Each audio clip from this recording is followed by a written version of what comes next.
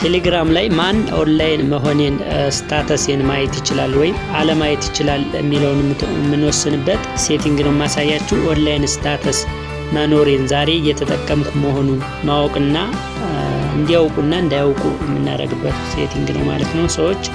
ስለዚህ 3 ነጠብጣቧ ላይ ከገባን በኋላ ምንድነው ሴቲንግ እንጫናለን። ፕራይቬሲ ኤንድ ሴኩሪቲ ጋር እንገባለን። ስለዚህ ላስት ሲን ኤንድ ኦንላይን የሚለው አለ ማለት ነው። እሱን እንመርጣለን። ስለዚህ እዚህ ጋር እኔ ያደረኩት ምንድነው የትኛውም ሰው የኔን መኖሬን ወይም ስታተሴን ማየት አይችልም ማለት ነው።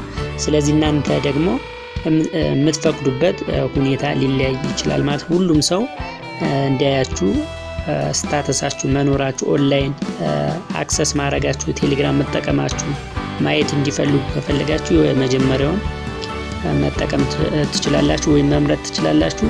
የሁለተኛውም እናንተ ሴቭ ያደረጋችኋቸው ሰዎች ወይም የእናንተ ኮንታክት የሆኑ ብቻ እንዲያዩዋችሁ ከፈለጋችሁ የሁለተኛውን መምረጥ ትችላላችሁ። እንደኔ ደግሞ እንዳያዩዋችሁ ከፈለጋችሁ ምንድነው የመጨረሻው ወይ ኖበዲ ማለት ትችላላችሁ ማለት ነው። በዚህ መንገድ ማስተካከል ትችላላችሁ ይሄን ሴቲንግ።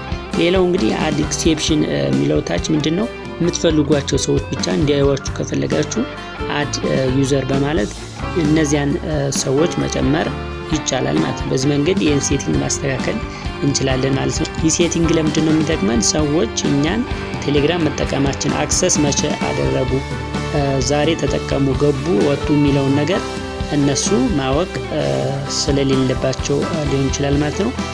የምትፈልጉት ነገር ካለ ወይም ሰዎች እንዲያውቁት ከሆነ የምትፈልጉ ደግሞ ምንድነው እናንተ መፍቀድ ትችላላችሁ ማለት ነው። በዚህ መንገድ ይህን ሴቲንግ ማስተካከል ይቻላል።